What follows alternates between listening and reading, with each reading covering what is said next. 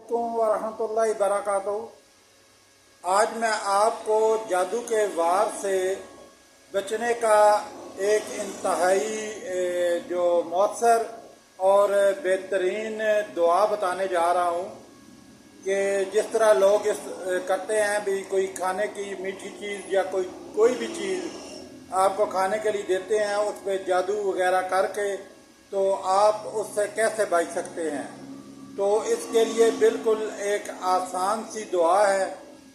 कोई भी चीज़ खाने से पहले 3 दफ़ा ये दुआ पढ़ लें, इंशाअल्लाह आप पे किसी किस्म के जादू का असर नहीं होगा।